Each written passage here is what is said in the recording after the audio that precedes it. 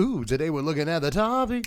New decks. We got the new decks of the week, and it's bleak here in week 3 at EOE, but we got some decks to check out, so don't pout. Starting with the deck that's kind of an oldie, but a goodie, back from EOE Standard, which seems like so long ago, but it was just like 4 or 5 months.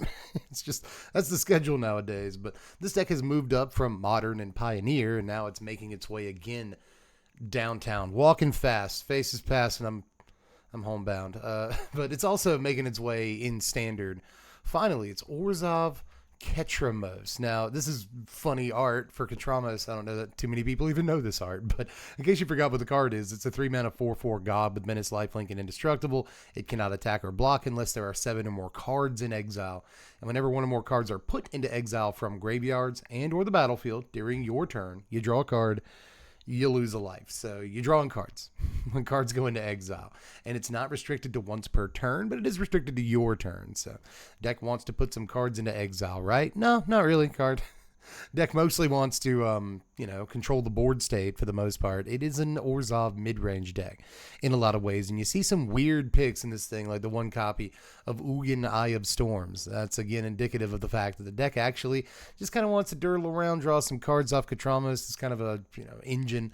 And remove creatures and important permanent types, and then establish a sort of lock with not just Ugin, but also Elspeth Stormslayer. Deck is pretty good at doing that. It's got a couple of sweepers to, again, help it just like make sure there's no pesky creatures on the board or anything like that. And obviously, Ketramos is indestructible, so it plays through the deck sweepers. I kind of like that idea, but Stormslayer or Ugin will come down in the late game and just kind of lock things up and make it hopeless for the opponent. Bees Up Bounding Spring is in here because we have planes in our deck, and that's usually something we want to do, but especially in a mid-range deck, this helps us catch up a lot. Now, we do have, I went the wrong way. We do have a few things that exile in the deck. Strategic Betrayal is kind of a edict effect that makes an opponent exile a creature they control and their yard. So it's sorcery speed. You can't do it when they cast the Zombify or when they cast whatever, the Reanimator spell. But you do it during your turn, and this can really mess a lot of players up. In Standard right now. It's specifically technically good against Vivi if Vivi's their only creature, because then they can't get it out of their yard with the Soul Cauldron, given the exile, and you exile everything else. So pretty good little play there, but Split Up is also in the deck. Maybe the deck's like real one sweeper, but there's also Deadly Cover Up. So a total of 3 in here to, help us again control board state. Very important for us, and it's also important that we play sweepers Ketramos lives through. So Deadly Cover Up might look weird. It's actually really good right now, not just because the Ketramos lives through it, but also because we can mess around in graveyards. We can get the Vivi out of their graveyard or whatever it is, right? Duress is a 4 of in the deck to get the Soul Cauldrons out of their hand on turn 1, and other stuff. There's Astrologian's Planisphere and a bunch of other decks you might be fighting against right now that you can find easy targets for Duress. The sort of Cosmic Grand Zenith's Pixie deck, that's got a bunch of targets for Duress, so makes sense to play this right now. Archenemy's Charm will exile a thing, pretty good with Ketramos. Feed the Cycle is something that you might not have expected to see in a deck, but people have been trying Shoot the Sheriff, which is in this deck, and a bunch of other like removal spells. This may be one of the first times I've seen Feed the Cycle in a deck. So you pay an extra mana for it some of the time for it to just be Hero's Downfall. But if it's not Hero's Downfall, then it's 2 mana for a really good removal spell. You just have to forage for it, and that should be easy enough. That's just exile 3 cards from your yard, or sack of food, but mostly exile 3 cards from your yard, which shouldn't be too hard a lot of the time. So I like this as a sleeper pick for removal in this format. And then the end will exile stuff, specifically things like, again, Vivi and other stuff against the Soul Cauldron decks. But there's plenty of targets for this in Standard right now. And it's worth paying 4 mana a surprising amount of the time, like more than you might think. But apart from that, there's also a Ghost Vacuum in the deck, in the main deck. So again, good against the Soul Cauldron matchups and a bunch of other Reanimator stuff we see in Standard right now. There's 4 copies of Unholy Annex and Ritual Chamber, even though there's not really any other demons like in the deck, except for the 4 Soulstone Sanctuaries.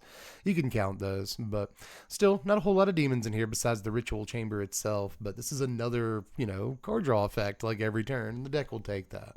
There's also 3 Seam Rips, again, really good with Ketramos. Now that we see a few removal spells, right, that care about exiling, and the fact that it's important to, play stuff like you can get away with playing stuff like Ghost Vacuum in the main deck more than you could when Ether Drift came out, because there's a lot more graveyard centric strategies in Standard, especially the one big one, right? So Ghost Vacuum is a free spot Just a totally free, slot in the main deck. And works with our Katrama's plan, so I like that. 25 lands in the deck. We've already talked about these Soulstone Sanctuaries, a 4 of. It's crazy. And then Restless Fortress. It's not crazy. It makes plenty of sense. Crazy like a fox. But as far as the sideboard goes, there's another Deadly Cover-Up. There's 2 Exercise, a couple of Get Lost, some Pinnacle Star Cage, Pest Control. All of this makes sense against aggro decks. Intimidation Tactics, a card that I've seen more people on lately. For 1 mana, they reveal their hand. You choose an artifact or creature card from it and exile the card. So, all right. And then it cycles for 3. Ghost Vacuum is a 2 of in here. And then maybe the most interesting thing in the board is Clarion Conqueror. I saw this in some main decks this week. This again against the Cosmic Grand Zenith and Pixie decks is good, and against the Vivi decks. It's good because, they can make more mana with Vivi, but they can't cast, they can't, make mana with Vivi. I should have just said that. They can't actually make mana with Vivi. So against Zenith, it actually doesn't do what I want it to do. But this does basically keep Vivi from being activated, at all. And also keep Soul Cauldron from being activated, so it is a wonderful card against those decks. And they have to find removal for it, towards the Tower works, into the Flood Maw works, and all that. But just the fact that they have to find the counterplay really slows them down a lot. So I wouldn't be surprised if we didn't see more of Clarion Conqueror, as the format moves on. It is the perfect card against that particular deck, which is the most popular deck in Standard right now. Not only was it the deck, that was most played at Arena Championship 9, it's 54% of the field, but it was only 30 some odd players. People keep pointing that out. It makes sense. But we've also seen, close to 60 player MTGO challenges this week. I believe it was one of the Standard last chance tournaments that had 50 plus players. And all of these have 7 copies of Soul Cauldron in the top 8 too. So it's definitely a deck that we have to worry about right now, to say the least. But moving on to the next deck, because, Katramas isn't necessarily old hat, but we've seen decks like this before. We'll move on to maybe my favorite deck this week in terms of coolness factor, and that is Jun Sagas by Kipondo, perhaps. This was 11th place in a challenge and a Standard. Now, I should say the last deck that we just looked at, the Katramas deck, got 6th place in a challenge and 5th place in a challenge, and as 5-0'd a couple of times. So that deck is definitely on the rise. This deck, this is the only result I can find for it this week. So I can't really say it was one of the best decks of the week, but it was definitely one of the coolest ones. So let's take a look at it. This deck gets to play 4 freaking Rydias. It's wild. I'm pretty sure that the exclamation points and stuff are here specifically because this deck is formatted for Standard Brawl, even though I didn't pick a commander. See, pick a commander. But we'll pretend that it's formatted for Standard. You get to play 4 copies of Rydia, Summoner of Mist in this deck, and that's dope. Not only do you get the landfall ability, and that lets you fuel your graveyard, put your guys in your graveyard, your sagas and stuff, but later on in the game, you can pay mana to return sagas from your yard with her activated ability, and that is really cool when there's a bunch of sagas in the deck. We got Summon Fenrir in here, and Summon Guardian Force Ifrit. Not really a card that you see every day, but it's functionally similar to Fenrir, right? A 3-mana 2/3 saga that ramps you, right? But it's one ramps you 2 turns in a row. And also gives you some graveyard fuel and some filtering and stuff. So really cool to see 4 copies of this. But then 3 copies of Summon Prime Elodin. That breaks it wide open, dude. It's a sick card to see in a Magic deck. Especially in 2025, man. I wasn't sure this was going to crack Standard, and 11th place in a Standard challenge is not cracking Standard, but it's just good to see the old guy here. If this does die, we can get it back with Rydia. We can discard it early in the game, and if we get to 6 mana, we can use Rydia to get it back from our yard. That's really, really sick, man. If it does die to removal, getting it back from our yard again, make sure that we get at least another removal spell out of the deal. So a lot of cool stuff about getting to play this card in a Rydia deck. I just like that there's a Rydia deck. It's great. Disruptive Stormbrood is in here. This blows up a bunch of different permanent types, but is also kind of a neat little guy. A 5-minute 3/3 flyer is all right, especially when it casts Disenchant. 2 Duress in the deck for the same reason that you see Duress in the last deck. It's just a really good card right now. We've been through this. Duress is crazy in this format. Esper Origins is in here too as a 4-up. So this is another way to get mana, right? If you flip this card over, you see that it gives us mana the second turn that it's in play. But it also allows us to draw another card, basically. Its first chapter is almost always going to be draw a card, especially considering the first half of it surveils. So we should be able to put a permanent on top and then get that one for free in our hand. It also gives all of our creatures an Anthem effect, which doesn't seem like too much, but if we get +2/+2 on all of our guys, like our 2/3 drop sagas are, 5 power creatures. Primal Odin's a 7 power creature. Even Rydia is a 3 power creature. So it's not too bad. But as far as the other stuff in the deck, we also see 2 copies of the End in this deck. Interesting. 2 decks profiled this week. 4 or so copies of the End. Didn't think it would happen, but here we are. Torch the Towers in the deck too as a 2-up. Heritage Reclamation, an interesting disenchant effect that also at instant speed allows us to target the Vivi that they're trying to target with Soul Cauldron. I like that ability. And then Urgent Necropsy can blow up a bunch of different permanent types, which is sick because we will have multiple targets for this every time we cast it, and it ain't too hard to collect some evidence. There's also 4 Unholy Annex in this deck, and it's like the only demon in the deck, at least in the non-lands. So interesting to see this again, just like the End, as a 4, we starting to see like a mid-range core in decks with swamps in them. And it's good to have, a big dude that flies tied to a freaking card draw engine that gains life. It's not too bad. But apart from that, 25 lands in the deck. No Soulstone Sanctuary this time. So, this Unholy Annex is more or less on its own. Apart from that, though, the sideboard includes the full playset of Duress, the 2 Fire Magic as a sweeper against aggro decks. We've got Heritage Reclamation to blow up more important permanents. Intimidation Tactics again towards the tower, fills out a 3-up. Strategic Betrayal, we see this card again. Yet again, Scavenging Ooze to mess around in yards, and then Ruinous Rampage just blows up a bunch of small artifacts. And there's some decks we have to worry about that against, especially if we come up against Synthesizer. But that is this one, man. Just really interesting deck. It's got a bunch of ramp elements like Summon Esper Maduin, or really Esper Origins. Summon Fenrir, Guardian Force Ifrit, but along with Guardian Force Ifrit, Rydia, even Summon Fenrir, there's a bunch of ways to draw cards in this deck, and Unholy Annex as well. So neat little mid-range deck that has good removal at its disposal. Lots of interesting card draw. Rydia is a card draw engine in and of herself, And then, some really thick threats, especially if you get that +2/+2 on Maduin. So really cool kind of mid-range shells to start the week off, right? But we'll get to our final deck of the week here, and it is not going to look too inspiring to some, but I think if you look a little bit further than just under the hood here, you really get into the nuts and bolts. You see a pretty interesting deck. This is Azorius, Not Really Pixie by Belovo. I'm giving this the nod this week because this got first place in a challenge. It also got 11th place in a challenge by the same grinder, who I believe is the only player on MTGO on this version, this build of the deck. So good job this week, Belovo. Kind of breaking the mold a little bit, but playing something that we're a little bit familiar with at the same time. The deck's going to play 4 copies of Cosmic Grand Zenith. You often see a 2 of this card in the Pixie decks lately, but I guess it's proven too good. Every time I play against it on Arena, it seems absolutely busted. It really does. They get 2 guys, and then they give all their guys +1/+1, and suddenly they have a real board. So wild magic card, it turns out. There's 4 Enduring Innocences in here as well, because Zenith's a 2 power creature, Novice Inspector, Nurturing Pixie, Zac Fair, Voice of Victory draws a lot of cards off of Innocence. And Split Skin Doll even is in the deck. So I've just gone through a bunch of weird picks for the deck. Enduring Innocence is not necessarily a weird pick. We draw a bunch of cards off of this. Novice Inspector is a card that makes a lot of sense to play as well in a deck like this. Just a cheap drop. We can pick it up with Pixie and all that. It helps us double spell because it's so cheap. Let's go. Split Skin Doll also helps us double spell because we'll be drawing cards off of this. We definitely will control another creature power 2 or less most of the time.